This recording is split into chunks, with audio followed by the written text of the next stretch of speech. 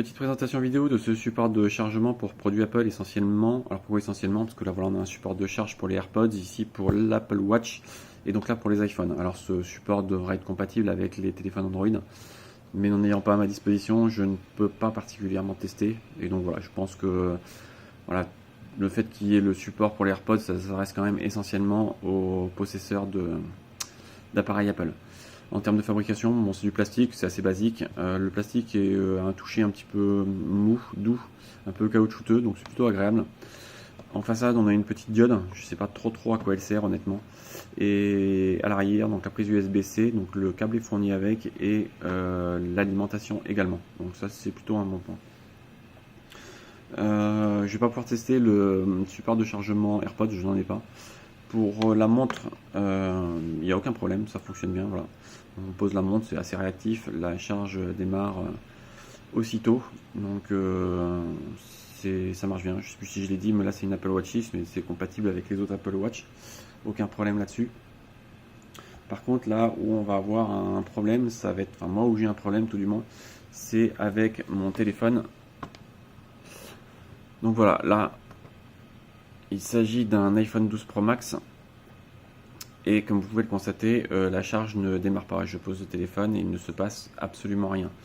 Donc là, on pourrait imaginer qu'en fait, ça vient de la coque. Mais non, la coque en soi est assez fine et la charge passe bien au travers. Pardon. Mais finalement, c'est quand même bien un problème de coque et surtout de taille de téléphone. À savoir que le téléphone est très grand et en fait le petit millimètre les petits millimètres que rajoute la coque sur la base font que le téléphone du coup est trop haut et les supports à induction ne tombent plus l'un en face de l'autre, et c'est la raison pour laquelle en fait le chargement ne passe pas.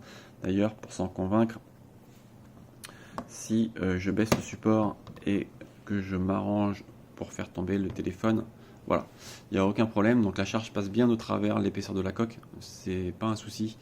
Mais voilà, par contre, quand on relève le support et qu'on pose le téléphone,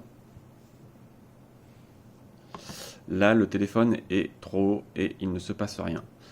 Donc bien entendu, si j'enlève la coque, ça va fonctionner.